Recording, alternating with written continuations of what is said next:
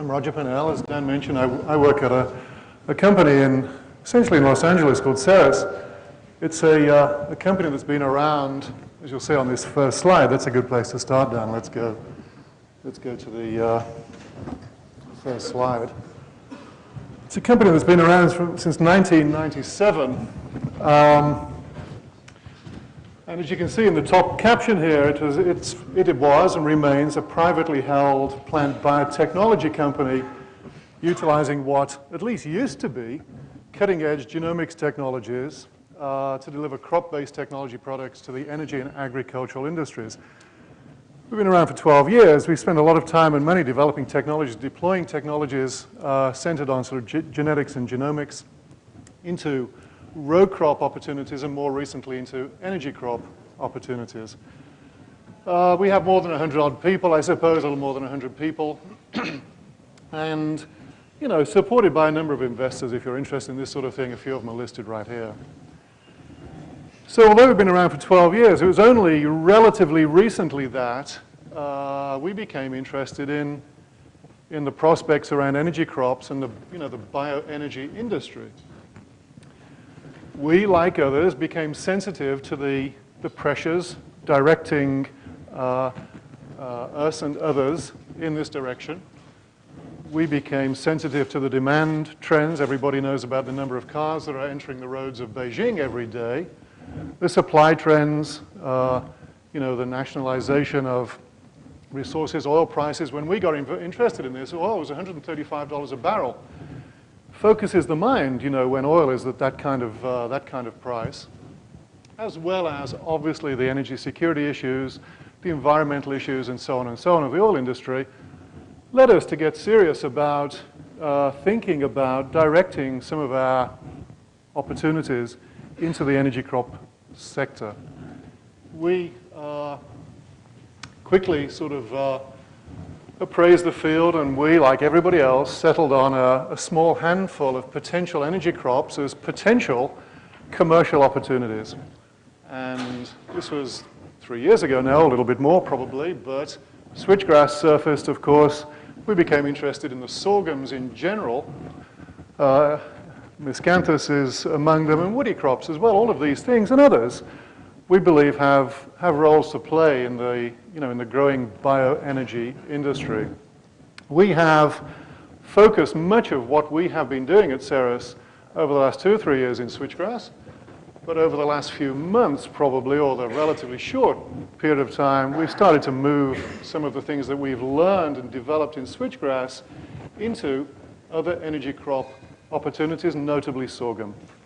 So what I'm going to do today is kind of review how we got here at Ceres, what we did with the sort of genomics engine that we started to run 11, 12 years ago, what came out of that, what kind of comparative studies we've been doing across plant species with the products of that genomics engine, and more recently what we've started to do in energy crops, both genetically, transgenetically, and commercially. So I hope I can get through all of that in the next 30 minutes or so.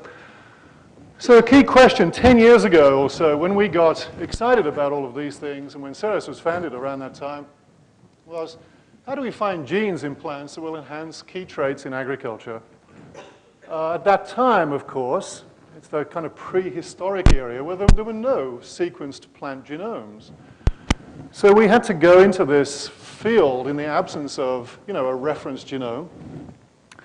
And not only were there not any sequenced genomes at that time, but computer assemblies of genomic sequence we found not to be particularly useful.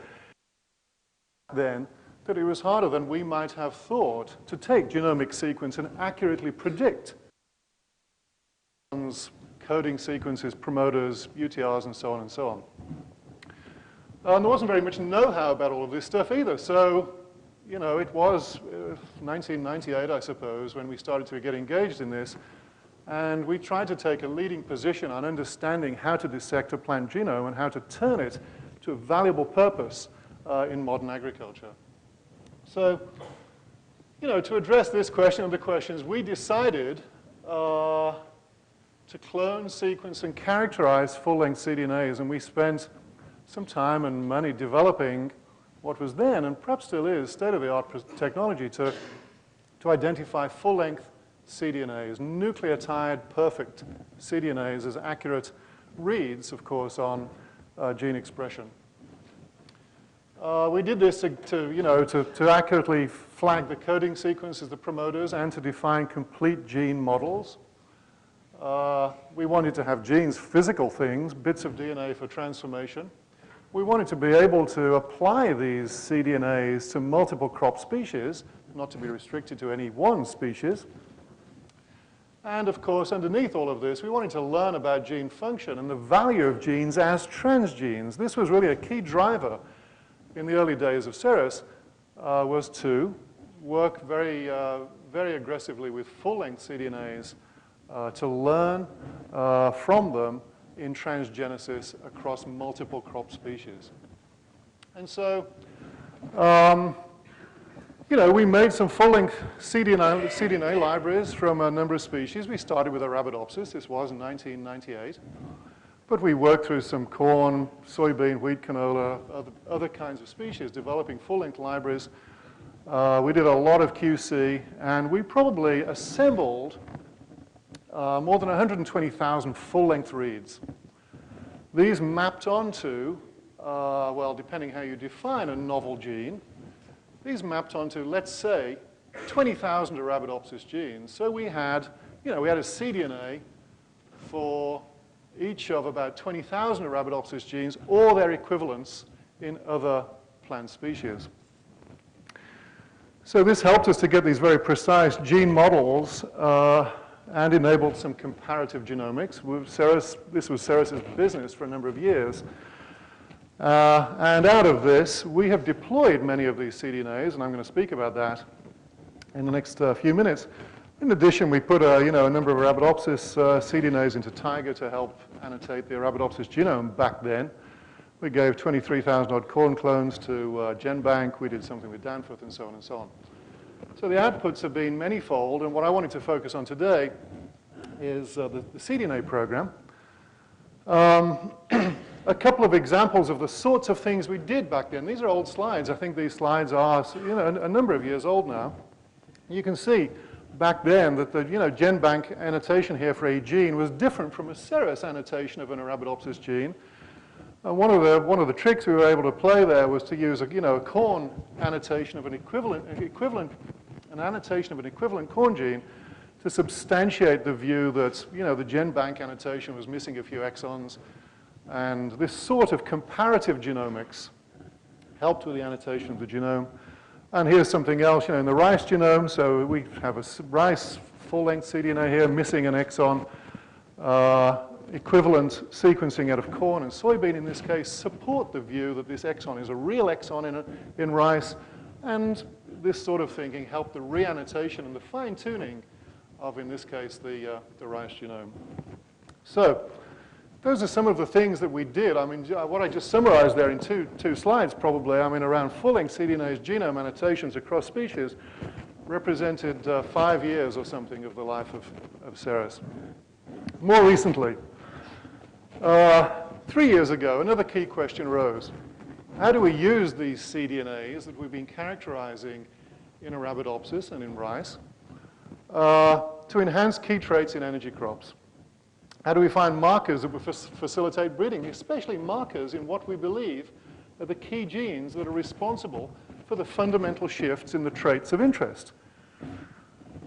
As you know, many of the presumptive energy crop grasses are very large things, not so easy to phenotype. Some of them are polyploid, and typically they're very genetically diverse. All of these things make these grasses very difficult genetic systems to work in.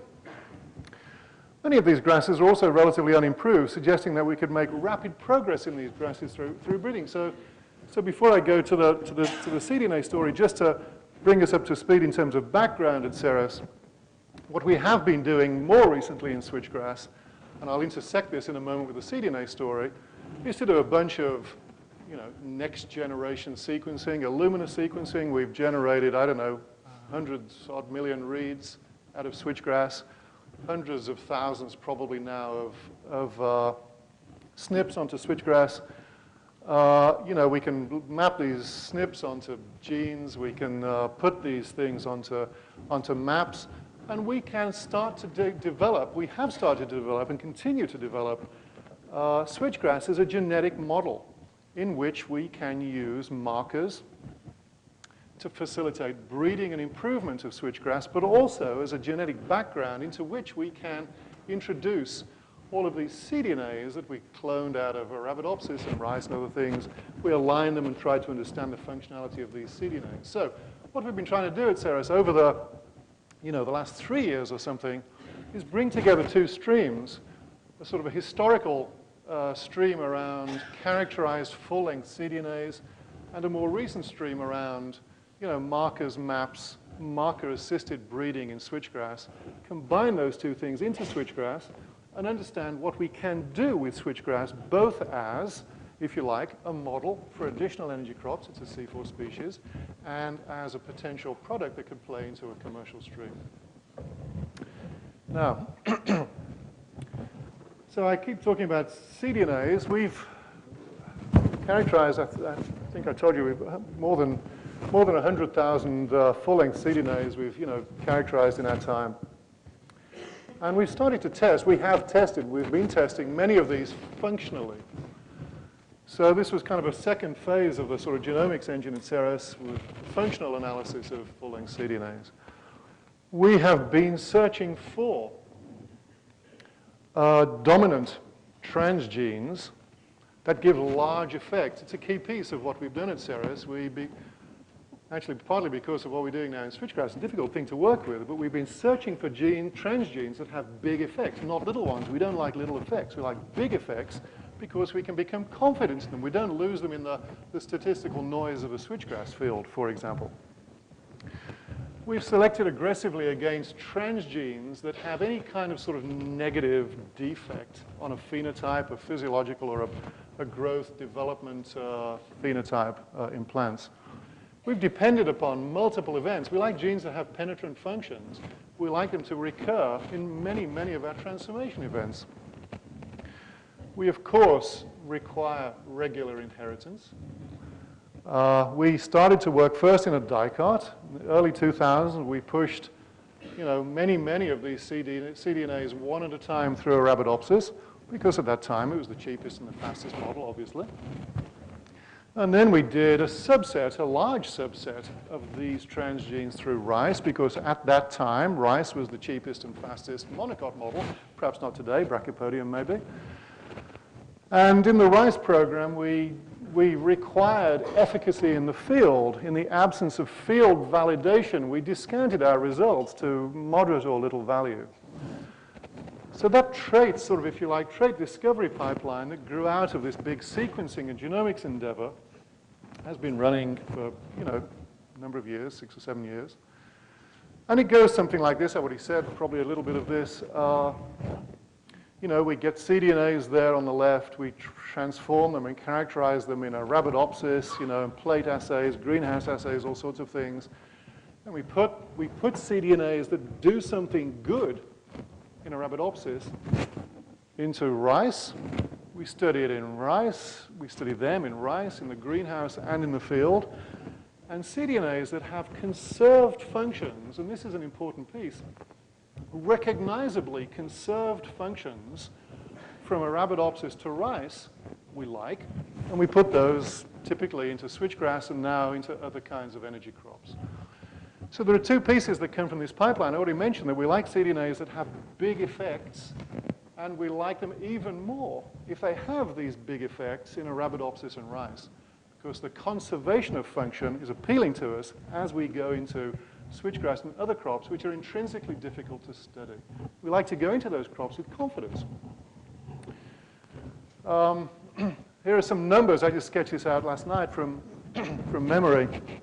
So we've run about 12,000 genes as cDNA transgenes through Arabidopsis one at a time.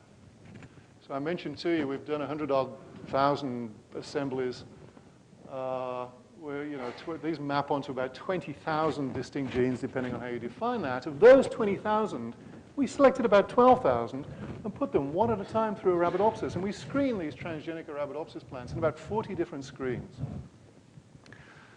Emerging from those studies were something like 1,000 genes that struck us as interesting. Of those, we try to put essentially all of them into rice plants. We use a rapid cycling rice called Kitaki. We studied many of them in the greenhouse, but we studied all of them in the field. So we like these genes in rice into the field. From those studies, we've settled on probably, just because of restrictions on bandwidth really, we've settled on about 30 of those genes to study in replicated trials in rice in different locations in the field.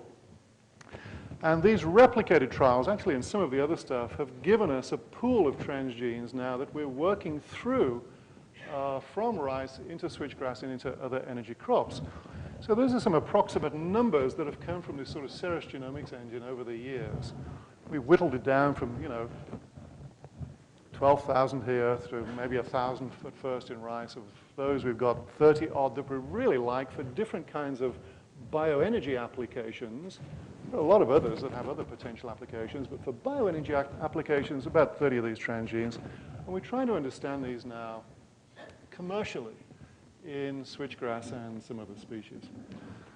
So here are a few examples, just a little bit of history. I'm only going to show one or two pictures of Arabidopsis plants, but a very fruitful area of research for us over those early years in Arabidopsis were sort of physiological screens. Here's one.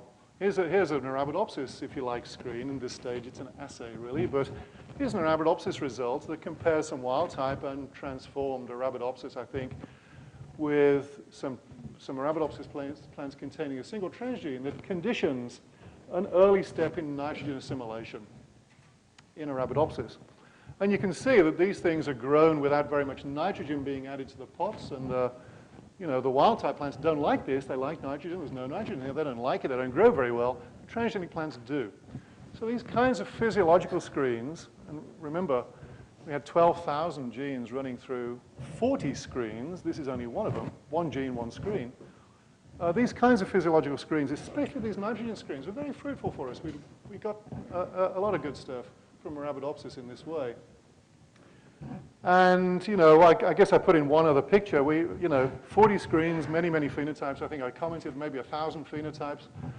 Or I will comment in a moment.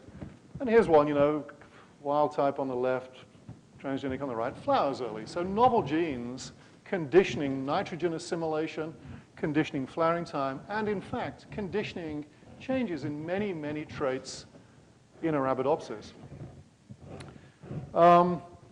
We moved that onto rice. Again, some early sort of pictures from the archive here at Ceres.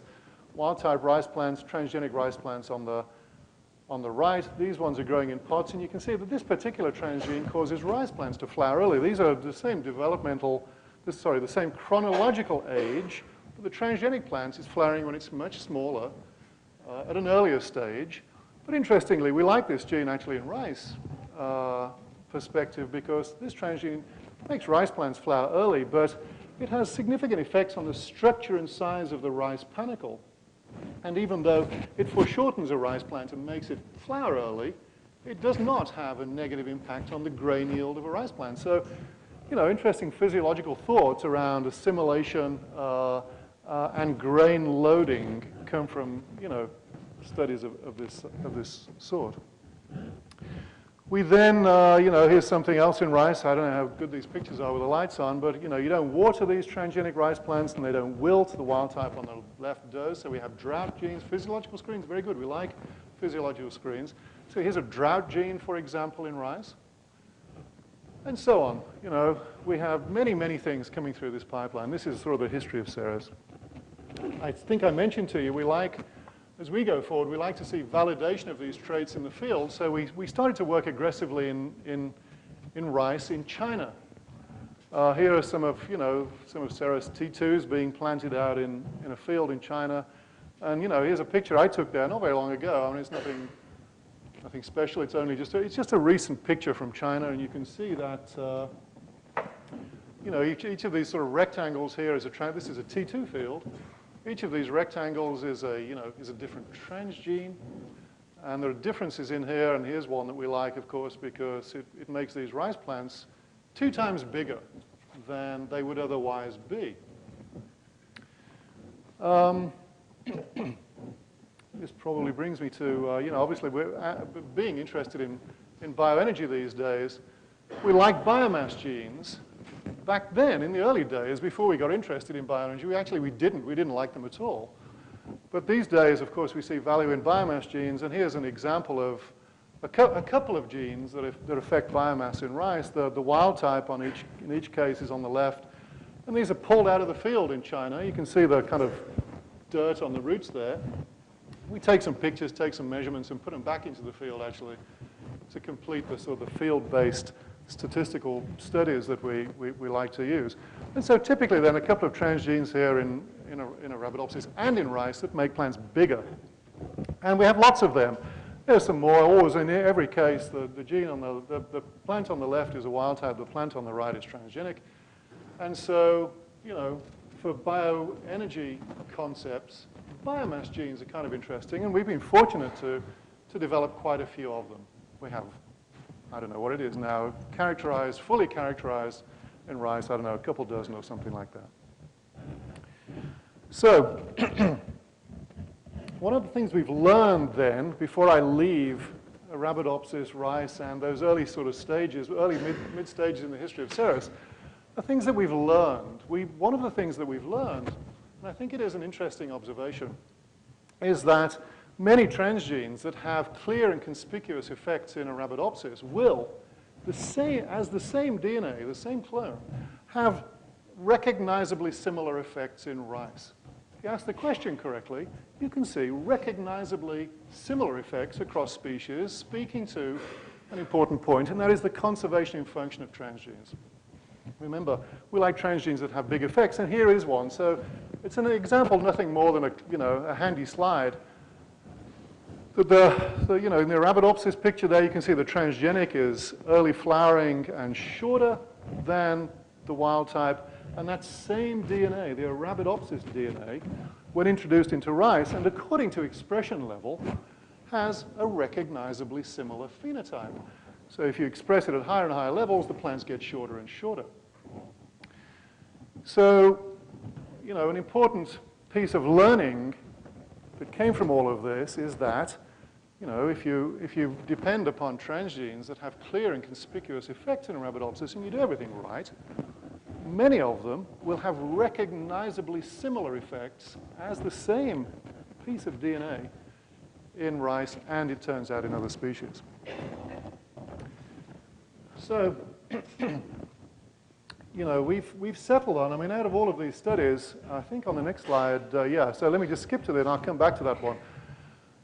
So we've probably identified maybe 1,000 gene trait associations, you know, I think, you know, what were those numbers again? Maybe 20,000 full-length cDNAs, different genes, 12,000 through Arabidopsis times 40 screens.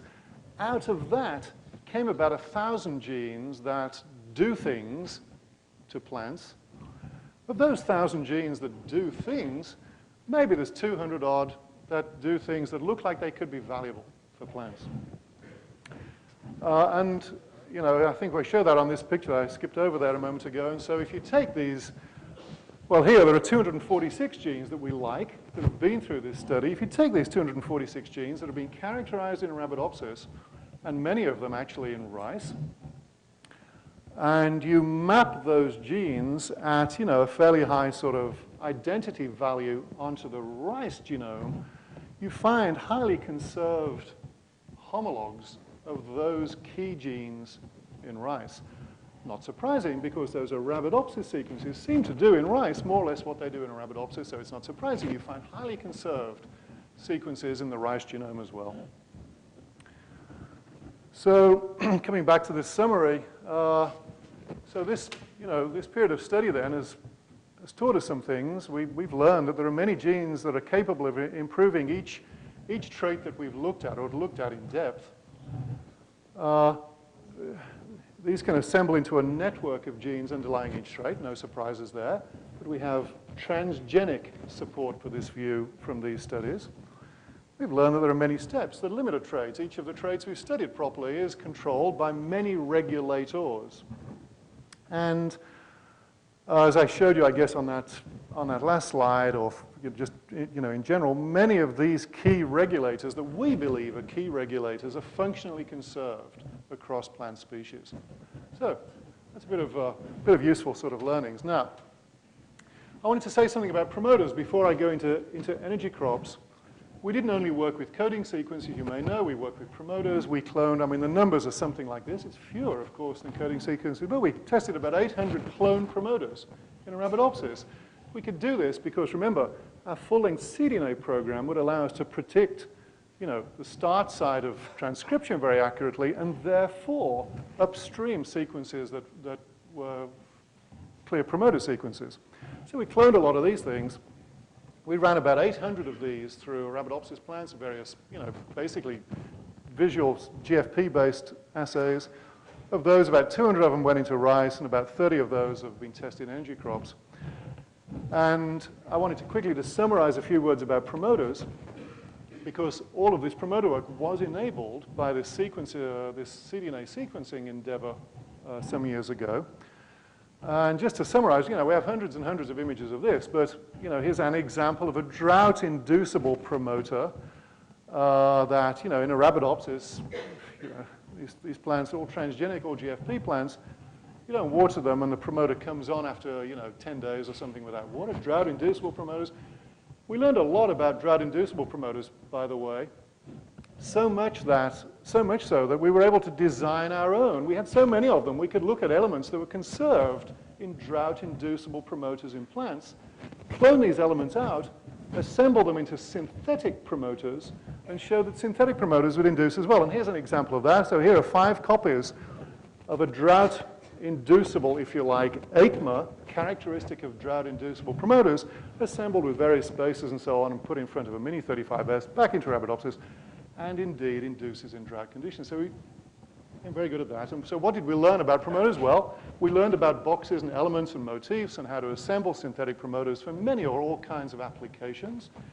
And one thing that I really like, which again is a little bit of sort of new stuff, is that skipping forward now to the next piece of the talk, we were able to show conservation in promoter function as well. So here is an Arabidopsis promoter that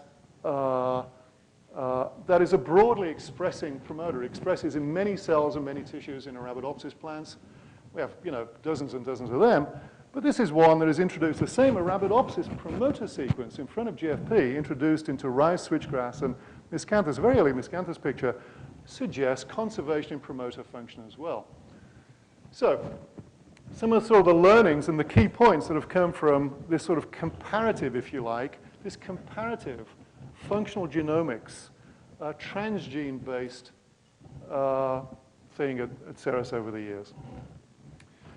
So here then are some switchgrass and miscanthus pictures, which leads me into saying something then at last about energy crops. Of course, we're starting to bring together a breeding program or breeding programs in energy crops at Ceres. We are breeding aggressively in a number of species, including switchgrass and some sorghums and some other things. We have a facility in Texas, in College Station, a field facility with land, and so on and so on. We're doing a lot of breeding. Into that stream, we're trying to introduce some transgenes that can regulate, or that we expect can regulate, key traits as they relate to the bioenergy industry. Now, as I keep alluding to, we bring these genes into switchgrass with some level of confidence because we know some things about them. We know that these transgenes that we're taking into switchgrass have big effects in Arabidopsis and big and equivalent effects in rice. Evolutionary considerations would suggest you've got a pretty good chance of recalling those same or comparably similar effects in switchgrass. So that's what we've been doing. Here's a summary of promoters, doesn't matter. So here are some Some switchgrass pictures now. So I think I've mentioned we have a drought, we have a number of drought genes. Here's one of them in switchgrass. In terms of sustainability, of course, as we heard nicely a few minutes ago, carbon, nitrogen, and water, key elements in sustainable functions in agriculture. Here's one that we like. For drought, wild-type switchgrass on the left, transgenic switchgrass on the right, no water. Wild-type withers, shrivels, and dies. The transgenic switchgrass does not.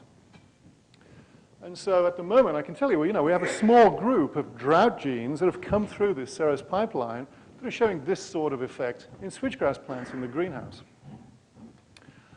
When we take this same drought gene into the field, now this is transgenic switchgrass in the field.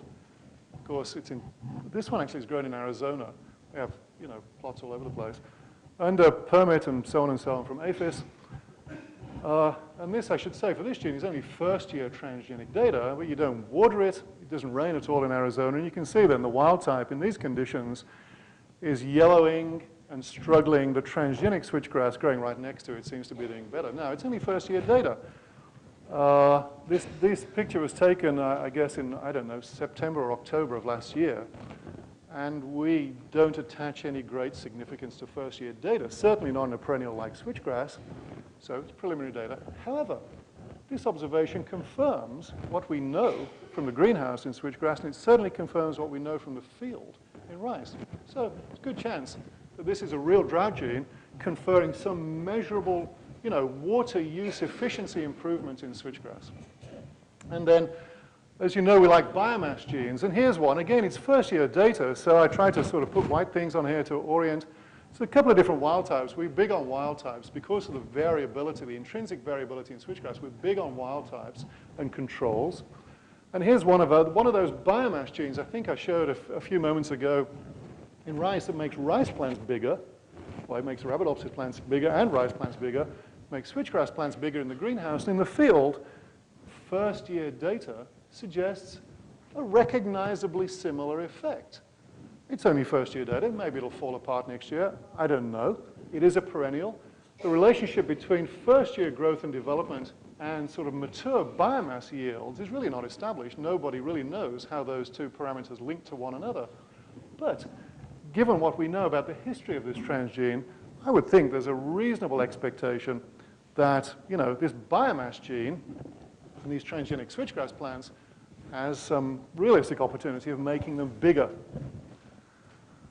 So we've been collecting data, of course, on this. We're very serious. By the time we get to these sorts of studies, we're very aggressive, and we have lots of things here. And here's some of the data. So a little bubble there has shifted a little bit. But, and the control there for some reason is missing. But the control value is there in the middle of the slope.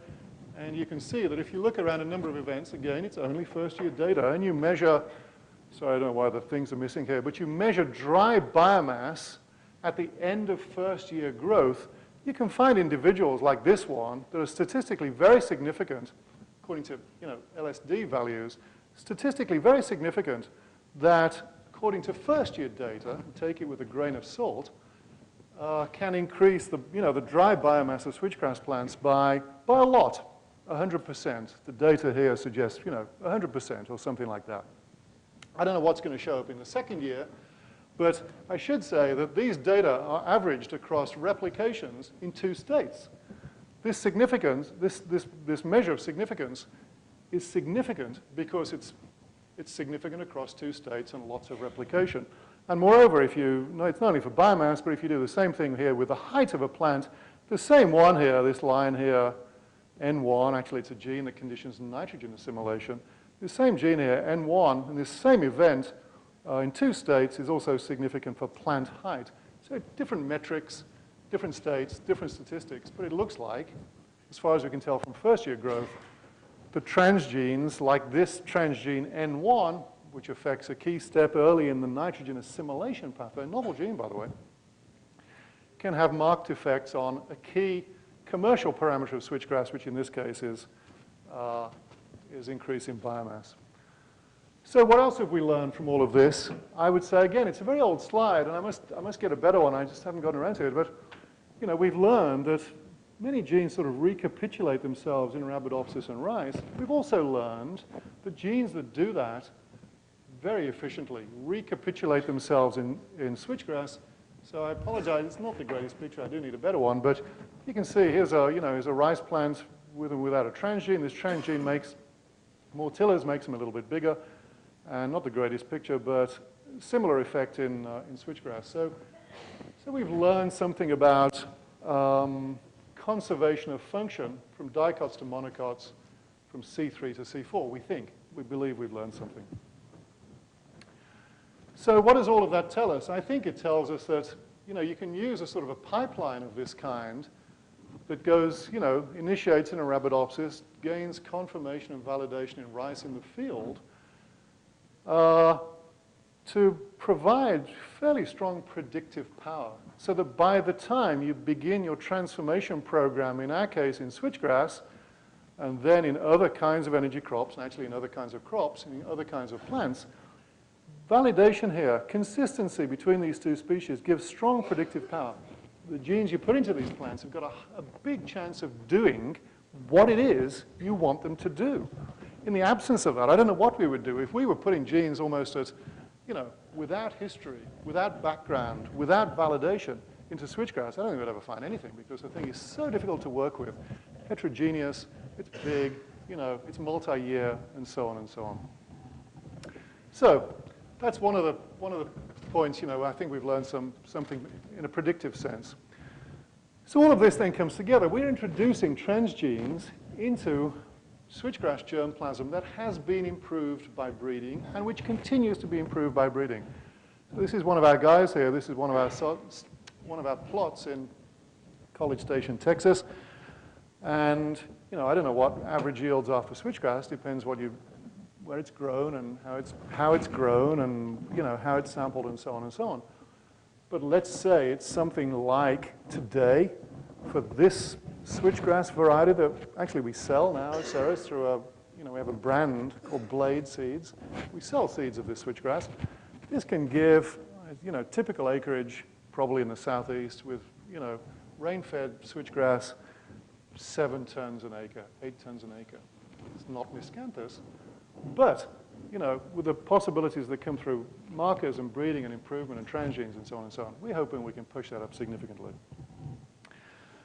We do things with sorghum as well. Everything I've said for switchgrass applies for sorghum. So here's another one of our guys in Texas, one of our things in Texas. So obviously, the yields here are far greater. The biomass yields for sorghum are far greater than they are for switchgrass, and probably comparable to miscanthus. But of course, all of these energy crops or potential energy crops have, potential advantages and potential disadvantages. This is an annual. We don't like annuals very much. But in terms of biomass, it's a winning concept. So we're breeding with this as well. And you can imagine we're putting some of our key transgenes into the sorghums as well. And here's, as I think I mentioned, we have this brand now. Where is it? Doesn't even show here. So we sell this sorghum as somebody called it Skyscraper, but we sell this through Blade Energy Crops, and these non-transgenic sorghum seeds are being distributed commercially in several locations now around the United States. So I wanted just to comment on a couple of other things, sort of genomic-y things that we've come upon. This is an interesting one. I already showed you something. I like this gene a lot. I already showed you essentially some results that stem from this gene. So this is the gene that in rice will foreshorten rice plants according to expression level. So if you sort of double expression level here, relative to, tubulin actually, if you double expression level, you can make rice plants a little bit shorter. If you multiply expression level by, 7 times, they get shorter again. If you do 10 times over here, and if you do whatever that is, I can't read it, 50 times, you can turn rice into something that looks like turf grass. So it's probably may or may not be of value for, for the rice markets, but as an experimental tool, kind of interesting. So we studied this gene quite a lot, and sorry about the pictures, I'm not projecting terribly well, but this is an Arabidopsis sequence expressed in rice. The rice ortholog of that Arabidopsis sequence expressed in rice, can't quite see it, has exactly the same effect, and so do orthologs cloned out of a dozen other species. So we have cloned orthologous sequence for this Arabidopsis sequence from 12 species of plants. All of them, when introduced into rice, have essentially this effect. And why do they have this effect? Because this gene is potentially is a key regulator of something in rice.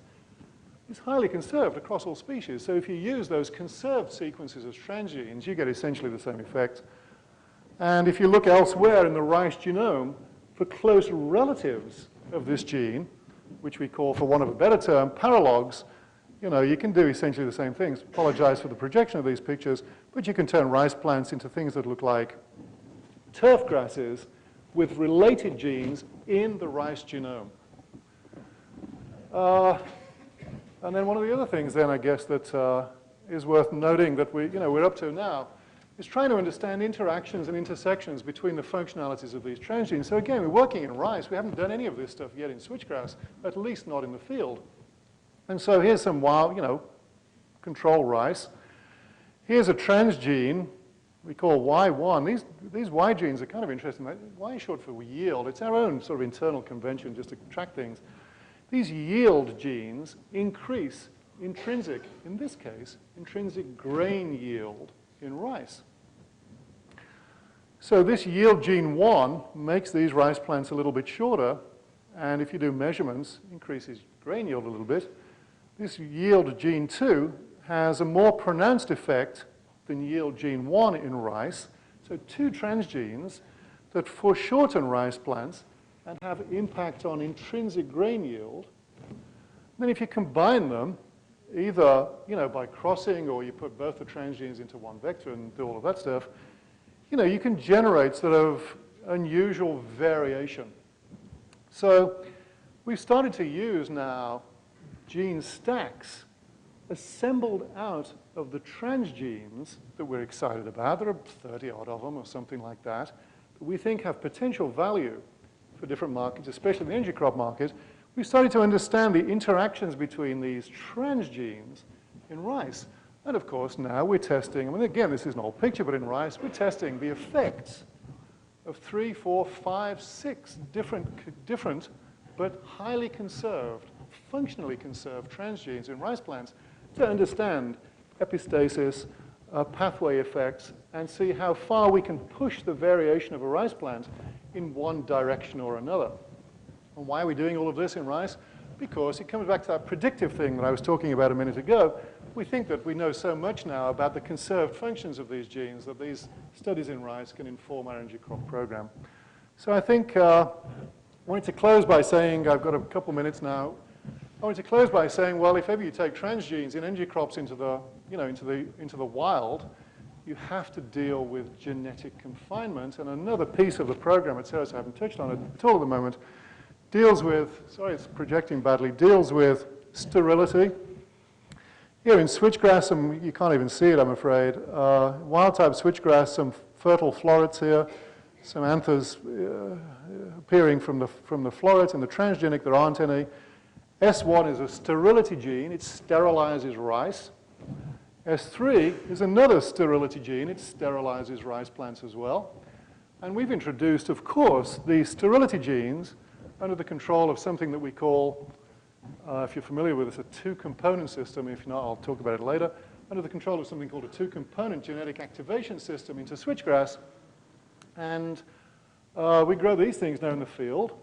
And this picture, fortunately, is a little easier to read. So here's one of these wild types. We have different kinds of wild types in switchgrass. Here's a wild type, and if the picture were a little better, you'd be able to see this, the anthers protruding from the florets. Here's another kind of wild type. You can see it a little bit better. Here are the anthers. These are fertile switchgrass plants.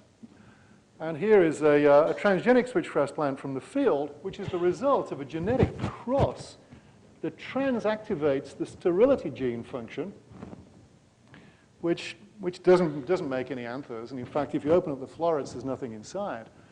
So we have a large program at Ceres that is designed to provide genetic confinement for our transgenic functions should they ever find their way into commercial switchgrass or to commercial sorghum, without genetic confinement, there will be no transgenic commercial switchgrass, and there will be no transgenic sorghum. So I think, yeah, so this is my final slide. So, you know, some simple thoughts about what I've said. Transgenes that are functionally conserved from Arabidopsis through the grasses, that's what we've been talking about. A program that has defined transgenes that are functionally conserved in plants can be used to enhance certain traits, we believe, like biomass yield, and for that matter, grain yield, and certain stress tolerance traits. We believe that these transgenes can enhance them in many species. We can combine these genes and generate further variation that is not implicit in the transgenes when studied individually. We can use these transgenes, we think, to simplify the inheritance of valuable traits in all kinds of complicated germplasm. And we can use them to help understand the major steps that control growth, development, and physiological functioning. So that is a summary of where Ceres has been over the last 10 or 12 years. I have loaded this presentation in front of in terms of our transgenic program. If you looked at Ceres today, actually, you would see that the whole breeding endeavor, which is being facilitated by this, well, for us, a large-scale Illumina program, but for the JGI folks here, it's just a drop in a bucket, facilitated for us by our Illumina program, has given Ceres really a big push in breeding. And so our immediate future, probably commercially, is enhancement of energy crops through breeding, marker, assisted breeding. And we're trying now to intersect that program with a transgenic opportunity that, of course, requires genetic confinement. So thank you for your time, and I'm happy to take questions.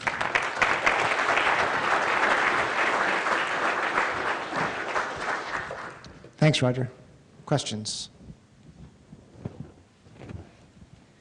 When you introduce the drought tolerance genes and you get the increased biomass, does that affect downstream processing at all? No, it's a good question. We don't know how any of these genes yet might affect downstream processing, but there are reasons to believe that some of them could. So I'm afraid the answer to your question is, it's a good question, but I just don't know. As you've moved from many of the things from annuals to perennials, one of the things we know is there's duplication and a lot of higher regulation. We presume lots more regulation. Yeah.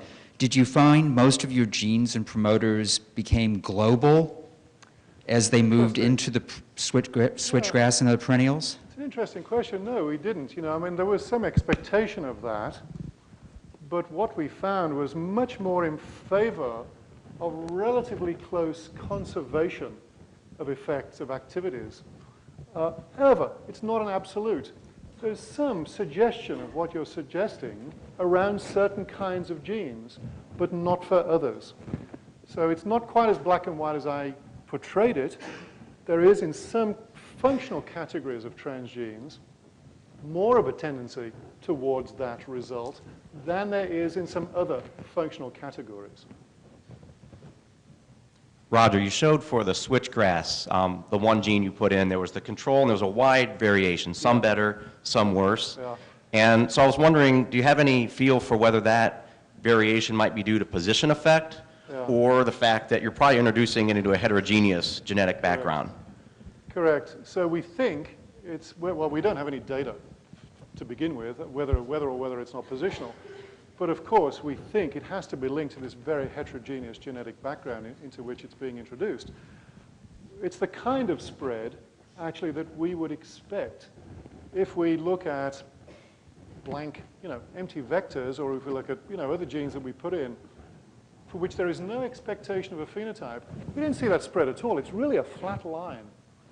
So we think that this diagonal that you're referring to, Steve, we think this is a good thing. I mean, we believe this says that, these transgenes are interacting with the genetic circuitry of this genetic background, in some cases having significant negative effects, in rare cases have significant positive effects, but as a company, you know, and based on plant breeding at the moment at Ceres, of course what we do is just pick the occasional winner and work with it.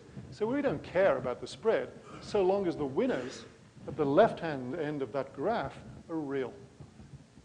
But Steve, I have to say, we don't know if they're real yet until next year, because first-year growth in switchgrass is, I wouldn't say it's meaningless, but it's certainly not something you want to bet the farm on. Good morning, Roger. This is Zachariah Matthew. It's a very good, interesting presentation. I would like to know what was the cost and of creating a transgenic gene, and once it is created, you know, how it will breed through after conservation of the genes. And you have mentioned about validation. Validation has been done for this. I would like to know, especially the cost and, you know, time involved in that. Thank you. So the significance of these transgenes is a little bit unusual. Each of them, I would have to say, each of them is the end product of a very costly process that has involved validation in several different species. So these particular genes, if you had to attach a dollar figure to the investment that goes behind these particular genes, you'd have to say they come out looking pretty expensive. Is that part of what you were asking? And, right. So in terms of breeding, so we have in rice plants, we have some of our favored genes in, I don't know, 8 or 10 different generations now. We have them back-crossed and introgressed out of Japonica rice into Indica rice. We have them evaluated in all kinds of generations, all kinds of replications, and all kinds of genetic backgrounds in rice. And in every case, these transgenes breed true.